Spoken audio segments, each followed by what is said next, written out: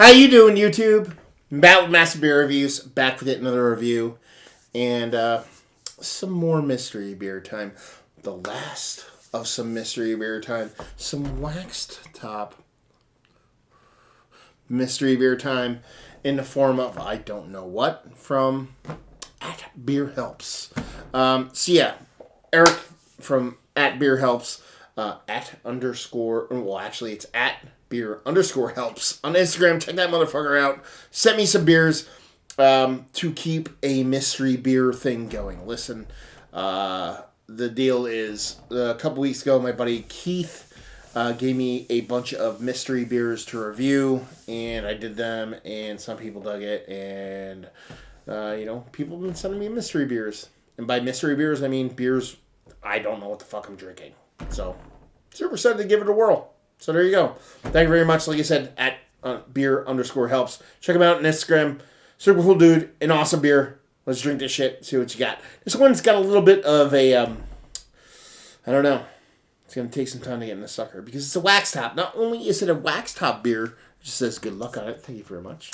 It's a bulbous wax top. So, yeah. It's pretty wax top, but it looks like a ton of wax. To actually pull through this thing and get the cap off here with keeping this brown paper bag of anonymity intact is going to be a bit of a struggle. So just start sawing in this. I did not want to dive into this at all in any form or fashion, song wise, until we actually did this review. So you get to watch me actually dig into this sucker and see what she's got. Doing the method of digging down first. I want to see if there's actually... Oh, it is a corked bottle. So, let's see if I can actually peel back a little bit here off the cork. It looks like cork, unless it's that thick of wax. I don't know. Interesting fucking beerness here. Let's see. Ooh, I heard a nice crack there. I don't know. So, I don't think it's cork and cage. This is the point in the show where most people would probably do like a Benny Hill kind of music. But that, you don't get that. You get this. So let's do the other method, which is actually sit here like an actual wine opener and just grind around this sucker. Grind around it like I am a video game grinder. God damn. So, the whole good luck, I assume, on this beer is good luck getting through the wax. We're almost through it. I almost stabbed through the fucking bottle. Oh, you know what? Looking at the cap right now, I think this might be a Brooks bottle. I think this might be a Brooks. Nope. There's this Oregon brewery that have been sent beers from that has this kind of like arrow kind of thing going. Look at that. So a little bit of trolling on Eric's part here to give me this crazy wax bottle. I appreciate it though. Nothing like working through a little bit of wax to make a beer come true. Almost through here. So, let's see how much. I thought I got it. Son of a bitch. A little bit more. A little bit more. We're in this sucker.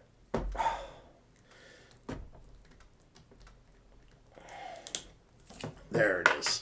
See, I was kind of nervous about actually, like, cracking open my finger or stabbing myself. So, there we go.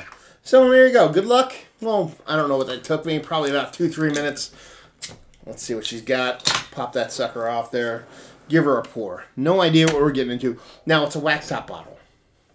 That was really hard to get into. So, I assume it is a dark beer. Not only that, but I assume it's a barrel-aged beer. And I assume it is not wild fermented. Why? Because it would already be shooting out of this if it was. So, let's see what we got. Dark beer. doesn't look stouty. Let's put it that way. Looks Belgian quaddiness, maybe porter-esque, maybe barley wine-ish. So, yeah, on the pour. Gravity defying head on that sucker, as you can see. Slanted on that. Super microscopic bubbles. Just south of Malton Malpo colored head, but you could sleep on that fucker all day. And it's pretty dark. Like I said, it's not super dark. It's not stout dark, but it's pretty damn dark. So we're going Belgian double, Belgian quad. We're going barley wine. We're going English old ale. We're going that level. You might even slip the porter level, but I don't think it's there. Just how it poured. So, yeah.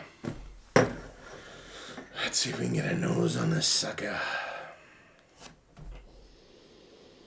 Not much there, other than soft milk chocolate.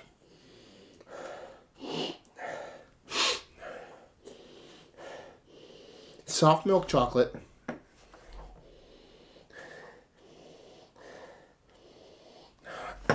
I'm smelling a spirit, not much of a barrel, but a bit of spirit.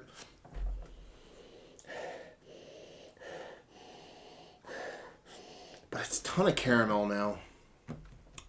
Spirit, I couldn't even tell you. If this wasn't barrel aged, I wouldn't be surprised. But at the same time, I think it does have a little bit of barrel aging going on, but probably didn't sit in the barrel all that long. Because I'm not getting much barrel, but I feel like I'm getting a little bit of spirit. What I'm getting here is marshmallow, caramel, brown sugar.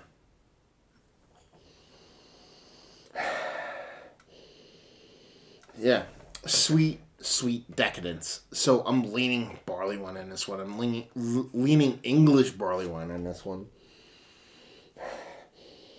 But like I said, there's a barrel to it. I don't think I'd want to go bourbon on this. I don't think I want to go cognac on this. I might go brandy. Just plain brandy, not apple barrel. Oh, man. It's like getting to the point where it's starting to get in a sugar daddy level.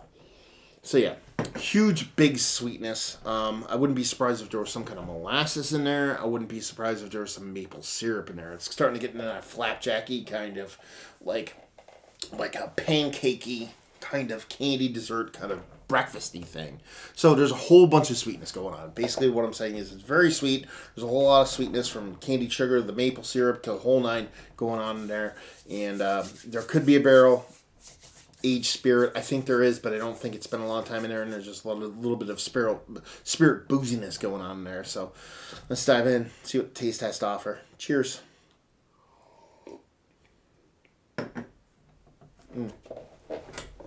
Okay.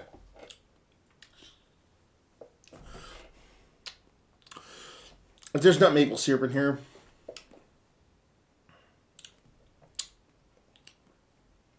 I'll kick my own ass. Yeah. Brown sugar, maple syrup, breakfast vibes all around in this one. Like I said, those flapjack vibes, those fucking, fucking nice stack of fucking flapjacks is what I'm getting out of this.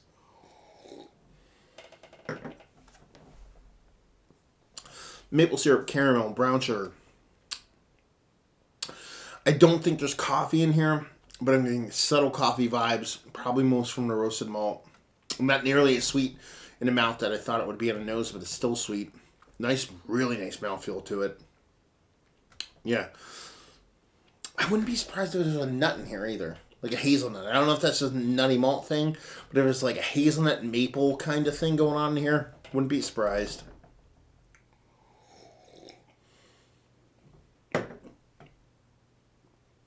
Yeah, this is all about breakfast without coffee. Even though I said I got a little bit of coffee vibes off this. It's all about the breakfast, all about the coffee. It's not a stout.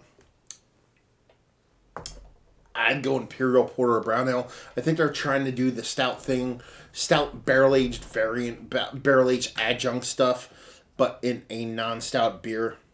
It's somewhere different than a barley wine, American or English or otherwise. It's called Imperial Brown Ale, but I think they're going to go English on this. Just English barley wine with breakfast vibes. Maple syrup. Don't think there's coffee. Could be a nut. don't think there's any kind of lactose or any kind of milk sugar in this. It's just all about the sweetness, the sugars, the candied brown sugar, maple syrup, the whole nine. So yeah, it's delicious. I like it. I enjoy it. I think this would be great with age. There's a little bit of heat on the back end. So even though I don't know how old this is, but I just got this about a month ago, I would like to try this beer in about 2 to 3 years after whatever this bottle is, and think it would turn into something a little bit more mellower, but a little bit more robust. So yeah, let's dive into this. I have no idea what this beer is. These were sent from out California way, San Diego way, so I'm assuming it's from out that portion of the world. And see if I can actually grab the bottom of this, give it a good tear on it. See if we can disconnect that and see what we got here. So we have Tuscan Grain, quality crafted Tuscan Grain, tequila and bourbon barrel aged. Okay, coffee porter with Mexican chocolate. Okay, 11%, 10.93% alcohol by volume. San Diego, California. It says here in the back, this beer is one part of the duality that compromises our features on coffee and beer, highlighted by the Monster Coffee's Costa Rican Agnus Claris. We reached deep into our oak cathedral to pull out some of our most complex beers to date. Chocolate, earth, and floral notes, or floral tones, sorry. Our result harmony of a blend of 2/3 tequila barrel, aged 1/3 bourbon barrel, aged imperial porter, finished with authentic Mexican chocolate from Jalisco. We proudly present you with a traditional of one of our favorite styles. Yeah, yeah. I'm not gonna lie. I'm all over the place on this one. The coffee thing, like I said, I felt like there was a bit of coffee in there. I didn't feel like I got it all that well. I kind of get why, though. To be perfectly honest with you, tequila can cancel out a lot of flavors for me. When you start to throw tequila into a beer or anything, it really does kind of like make me lose a lot of different flavors. So I'm not saying, you know what I mean, that's an excuse for me not picking up what's what, but at the same time, when you throw tequila in there, it just kind of mutes a lot of stuff for me. So I was kind of like, I think there might be coffee in there, but it might not. I thought there was spirit in there, but it might not. Again, bourbon and tequila. I'm not getting much barrel, but I'm getting a spirit in there.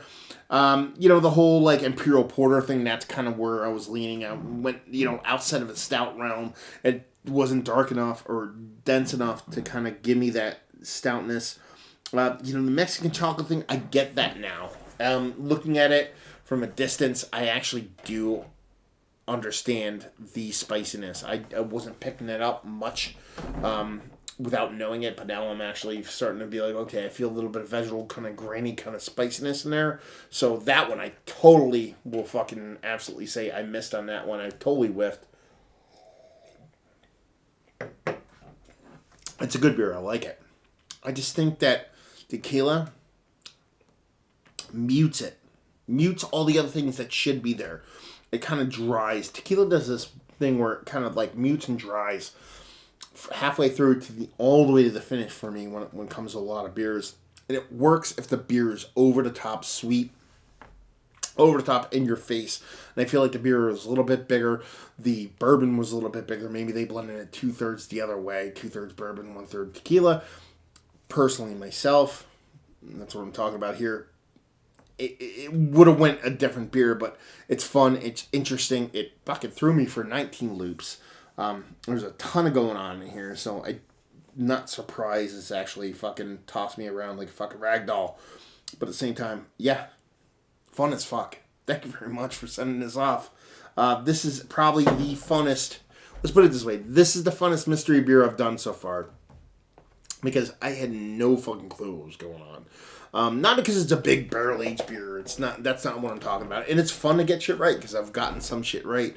But to have a beer like this thrown at me, and to go into it and try to pick out all the different things that are going on in a beer like this, or any other big beer, that is more complex than straightforward is exactly the thing I want to get into.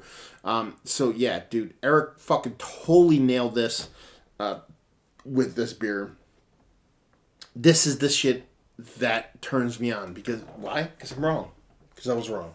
I don't want to say wrong.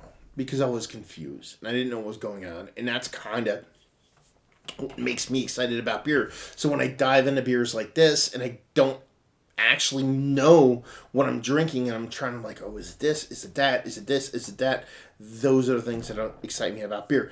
Outside of just mystery beers, when I'm at a share and I'm like, I heard of this beer before, but I'm kind of like not paying attention. I'm drinking it. I'm like, boom, I drink it. And I'm like, wow, what the fuck's going on? What's this? And I look at the bottle and I'm like, oh, what am I drinking right now? Those are the things that excite me. So that's kind of what I got from this beer. I was all over the place as far as descriptors, trying to figure it out, trying to talk about it, trying to figure out what this beer was. In the end, did I nail it? No. Did I butcher it? Some might say I did. I feel like I kind of stumbled through it like a fucking something. But in general, I felt like this is one of the funner beers I've done in the whole Mystery Beer series. So thank you. At beer_helps Instagram. Check the motherfucker out because this is fun as fuck. So yeah, let's talk about it. Is it one of the better... Let's say they call it an imperial. Let's say barrel aged tequila and bourbon barrel aged imperial coffee porter with Mexican chocolate. Is it one of those? It would be number one if I ranked it on that.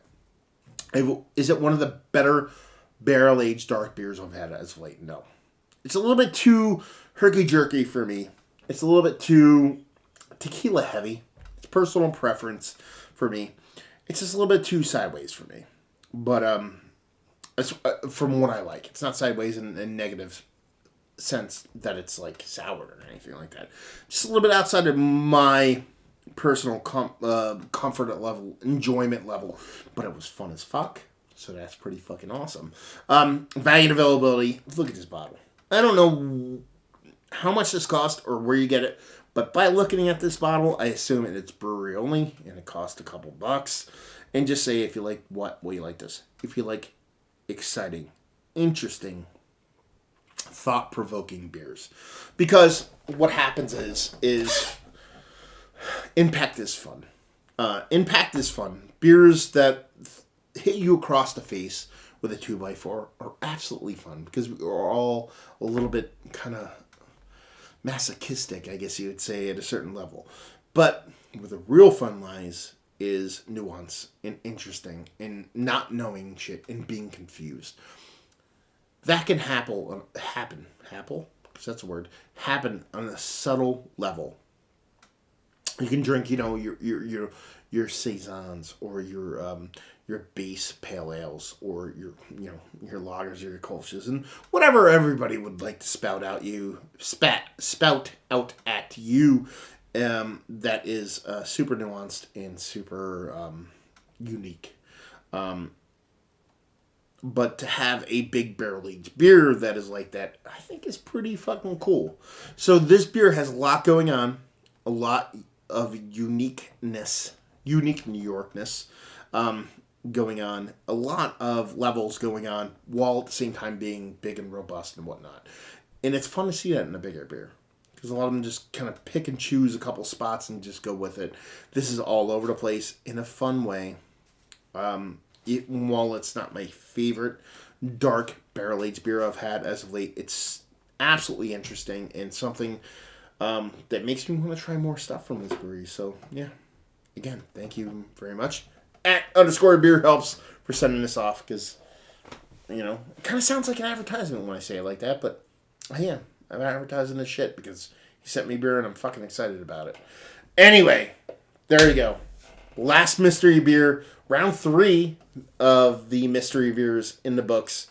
This one was the funnest of all of them. So yeah, I'm having a blast doing these. Hopefully we keep it up. Hopefully I can keep chugging along with these mystery beers and keep having good luck with that shit. And yeah. So yeah, hopefully you guys enjoyed this review. If you didn't, somewhere in between, please leave a comment in the comment section below. Like, subscribe, and all that fun stuff. Facebook, Twitter, Instagram, Untapped, Massive Beers in all 4 of those places. Check me out anywhere else because I just repeat all this shit. And hopefully you guys enjoyed the review. Hopefully you're enjoying a complex, weird mystery beer right now. And hopefully see you next time. Cheers.